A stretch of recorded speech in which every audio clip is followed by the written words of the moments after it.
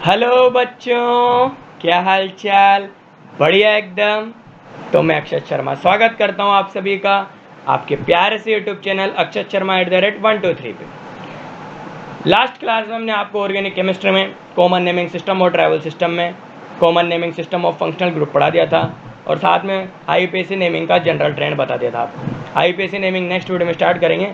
आज के वीडियो में आपको इनऑर्गेनिक केमिस्ट्री स्टार्ट करें। कमेंट्स में इनऑर्गेनिक केमिस्ट्री की बात चल रही थी तो हमने सोचा थोड़ी इनऑर्गेनिक केमिस्ट्री आपको पढ़ा दी जाए। तो हम स्टार्ट कर रहे हैं बेटा आपके इनऑर्गेनिक केमिस्ट्री स्टार्ट कर रहे हैं। इनऑर्गेनिक केमिस्ट्री आपके स्टार्ट कर रहे हैं। आज IOC 01 लेक्चर लग जाएगा और उससे पहले हमने PC का 01 आपके डाल रखा है। मॉल कॉन्सेप्ट का देख लिया होगा। बाकी उसके वीडियोस भी डालेंगे मॉल के न्यूमेरिकल्स के। पहले IOC का एक लेक्चर नंबर 1 देख लेते हैं हम लोग। किसका है बेटा? IOC इनऑर्गेनिक केमिस्ट्री का पीरियोडिक टेबल का। लेकिन इससे पहले थोड़ा सिलेबस के बारे में बता दें आपको। तो इनऑर्गेनिक केमिस्ट्री में आपके पास में जो चैप्टर्स आते हैं वो आता है पीरियोडिक टेबल। पहला चैप्टर आता है आपके पास पीरियोडिक टेबल। दूसरा आता है केमिकल बॉन्डिंग। बहुत इंपॉर्टेंट चैप्टर है केमिकल बॉन्डिंग। केमिकल बॉन्डिंग अगर आपके हो गया हो तो ये पीरियोडिक टेबल हो गया, केमिकल बॉन्डिंग हो गया। उसके बाद आपके पास में आता है नेक्स्ट चैप्टर, क्योंकि पीरियोडिक टेबल हो गया, केमिकल बॉन्डिंग हो गया। यहाँ पे ब्लॉक्स के बारे में पढ़ लिया हमने, ब्लॉक केमिस्ट्री और एक केमिकल बॉन्डिंग हो जाते हैं 2 चैप्टर। एक हम लोग ये मान लेते हैं कि एटॉमिक स्ट्रक्चर भी आ जाता है, लेकिन एटॉमिक स्ट्रक्चर की शुरू की थ्योरी होती है जो इनऑर्गेनिक केमिस्ट्री में पढ़ी जाती है, बाद में न्यूमेरिकल्स आते हैं तो उसको हम लोग PC में भी इंक्लूड करते हैं फिजिकल केमिस्ट्री में। ठीक है, तो हमें बोल सकते हैं एटॉमिक स्ट्रक्चर है इनऑर्गेनिक केमिस्ट्री में आ जाता है। फिर आता है हमारे पास में हाइड्रोजन, फिर आता है S ब्लॉक, देन आता है हमारे पास में P ब्लॉक। ये आपकी 11th क्लास का टॉपिक है इनऑर्गेनिक केमिस्ट्री की सारा सिलेबस। हम स्टार्ट करें आपके पीरियोडिक टेबल। तो स्टार्ट कर रहे हैं पीरियोडिक टेबल।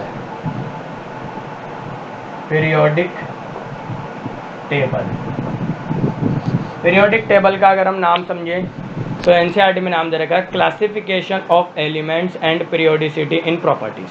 तो इसमें सबसे पहली टर्म आ रही है classification of elements. Classification of elements का मतलब एलिमेंट्स को क्लासीफाई करा जाएगा और उनके जो भी ट्रेंड्स होंगे पीरियोडिसिटी इन प्रॉपर्टीज, मतलब उनकी प्रॉपर्टीज में क्या क्या चेंजेस सारे एलिमेंट्स की प्रॉपर्टी में, वो हम लोग देखेंगे पीरियोडिसिटी इन प्रॉपर्टीज में। तो लेसन के 2 पार्ट्स होंगे। सबसे पहले तो क्लासिफिकेशन ऑफ एलिमेंट्स पढ़ेंगे।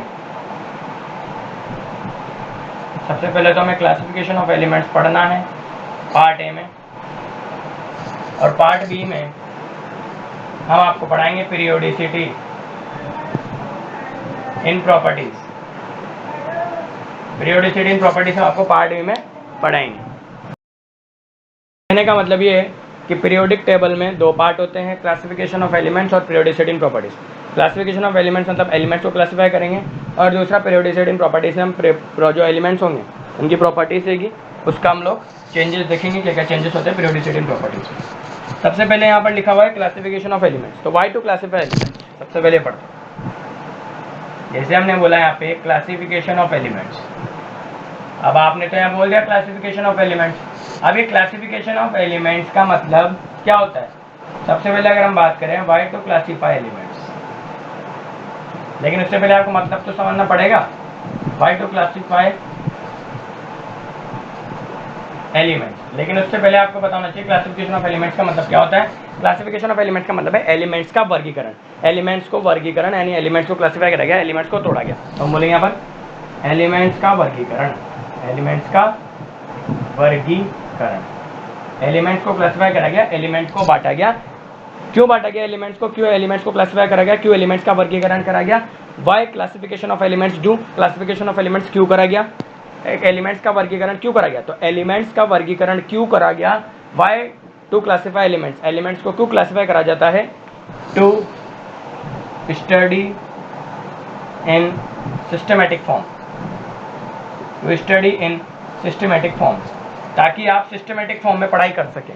यानी अगर आपको एलिमेंट्स को पढ़ना है तो ऐसे तो अगर हम बात करें 19th सेंचुरी 18th सेंचुरी के दौरान, तो वहाँ पर तो 82 एलिमेंट्स डिस्कवर थे। आगे जाके 100 एलिमेंट्स डिस्कवर हो गए। तो इतने सारे एलिमेंट्स थे नेचर में, तो अर्थ में, तो उन सब की स्टडी करना, एक एक को पढ़ना बहुत मुश्किल था। या तो आप इतने सारे एलिमेंट्स की स्टडी करो, या उनको एक वर्गीकरण कर दो, उनका उन एलिमेंट्स को क्लासीफाई कर दो, जिससे आप उनकी स्टडी एक सिस्टमेटिक फॉर्म में पढ़ सकें, आपको स्टडी ईजियर हो, टू स्टडी ईजियर फॉर्म, जिससे हम ईजियर फॉर्म में स्टडी कर सकें उन एलिमेंट्स की। इतने अरबों खरबों एलिमेंट्स हैं, इतने सारे एलिमेंट्स हैं, या तो उन एलिमेंट्स को एक एक करके पढ़ो या उन एलिमेंट्स को आप लोग क्लासीफाई करके पढ़ो। तो क्लासीफाई करके जब आप पढ़ोगे तो आपको उसको पढ़ने में भी आसानी होगी और साथ में सिस्टमेटिक फॉर्म में भी आप स्टडी कर पाएंगे। इसलिए हमने क्लासिफिकेशन करा एलिमेंट्स का। अब क्लासिफिकेशन ऑफ एलिमेंट्स में सबसे पहले अगर हम बात करें तो क्लासिफिकेशन ऑफ एलिमेंट्स में एक टॉपिक आता है history of periodic table. History of periodic table. तो हिस्ट्री ऑफ पीरियोडिक टेबल की अगर हम बात करें तो सबसे पहले साइंटिस्ट जो थे हमारे पास में जिन्होंने क्लासिफाई कराया था एलिमेंट्स को दो कैटेगरी में, मेटल्स और नॉन मेटल्स में, वो थे बर्जीलियव्स। बर्जीलियव्स, ये जो बर्जीलियव्स थे, बर्जीलियव्स जो हमारे पहले साइंटिस्ट थे वो थे बर्जीलियव्स।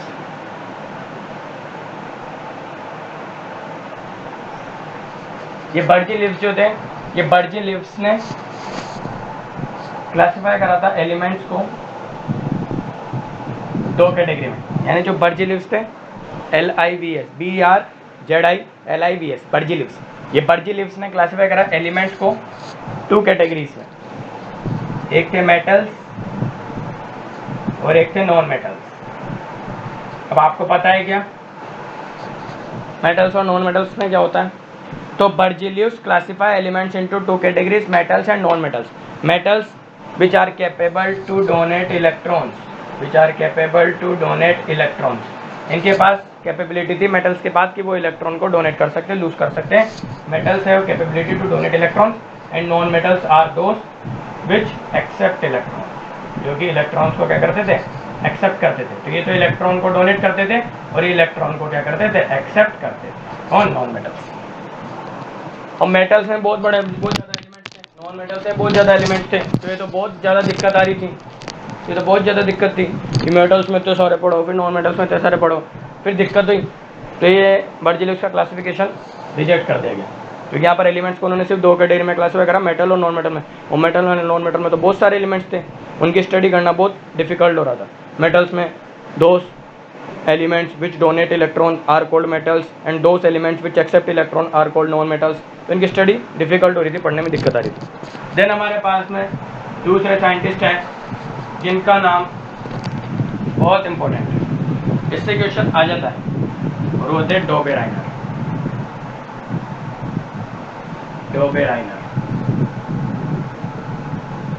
Dobereiner triad rule. और फिर है डोबेराइनर साइंटिस्ट। कौन से साइंटिस्ट है? Dobereiner scientist. डोबेराइनर साइंटिस्ट ने क्या करा? बेसिकली डोबेराइनर साइंटिस्ट ने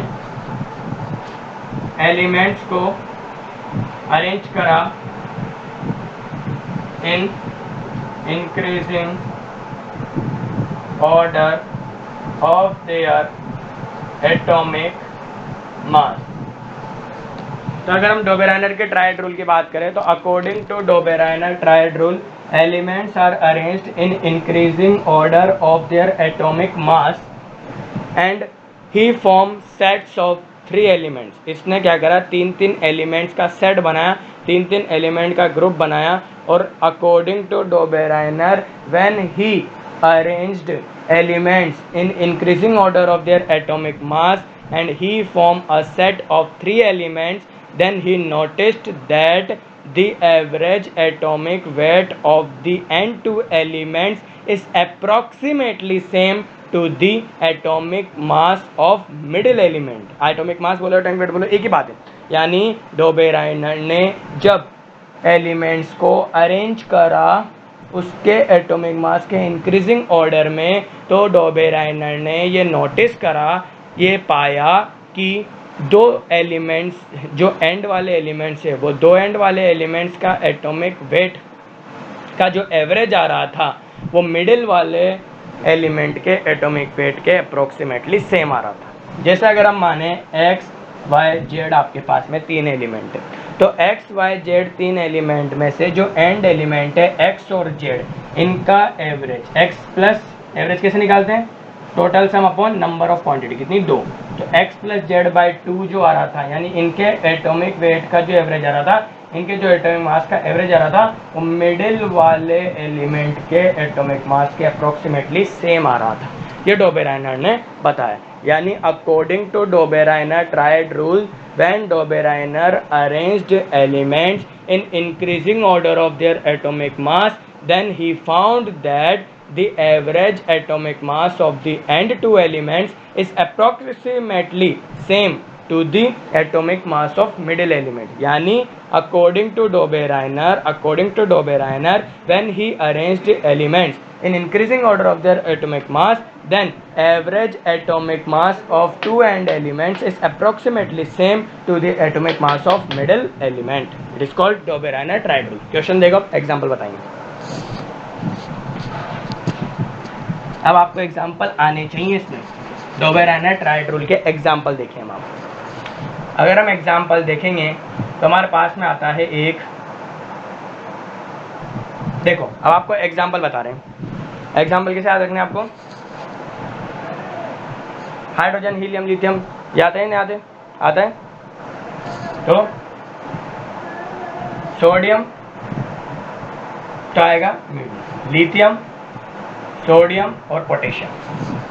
ठीक है, तीन एलिमेंट लिए। इनके एटॉमिक वेट आपको याद होनी चाहिए। ठीक है, इसका होता है 6, इसका होता है 23 और इसका होता है 40 पोटेशियम। इनके एटॉमिक मास है, याद होनी चाहिए आपको। अब अकॉर्डिंग टू डोबेराइनर इनने क्या बताया कि the average atomic mass of and elements. And elements क्या है यहाँ पे बोलो फटाफट? एंड एलिमेंट्स क्या है यहाँ पे? Lithium and potassium. तो लिथियम और पोटेशियम का क्या निकालेंगे हम? एवरेज। एवरेज कैसे निकालेंगे? 40 प्लस 6 डिवाइड बाई 2। तो 46 डिवाइड बाई 2 तो 23 आ गया। ये मिडिल वाले एलिमेंट के एटॉमिक मास के क्या आ गया? सेम आ गया। और ये तो डोबेराइनर का ट्राइड रूल है। यानी according to Dobereiner triad rule, when Dobereiner arranged elements in increasing order of their atomic mass, then average atomic mass of the end two elements is approximately same to the atomic mass of middle element. This is called Dobereiner triad rule. Then next आए हमारे पास में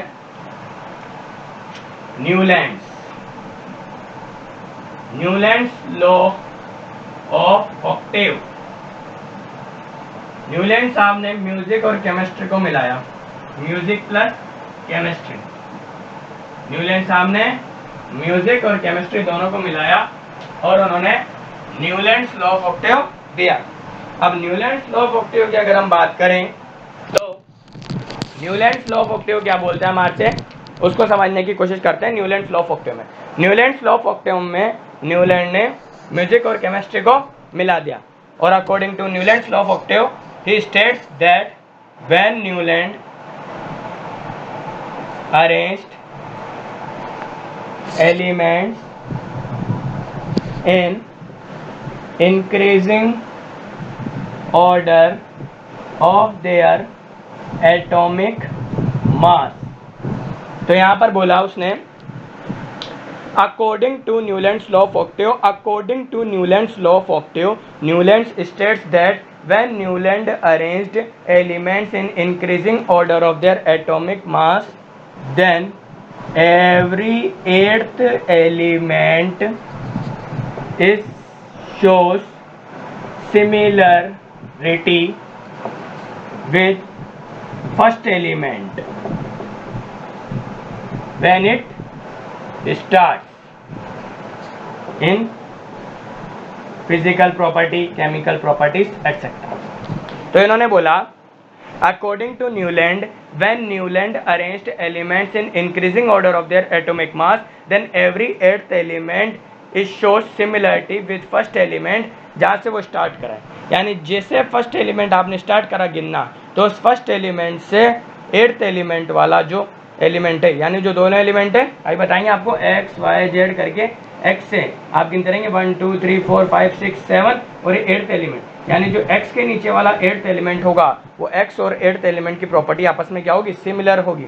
यही बोला है इसके अंदर में कि when Newland arranged elements in increasing order of their atomic mass then every eighth element is shows similarity with first element when it starts. In physical property chemical properties वो सिमिलरिटी शो करेंगे।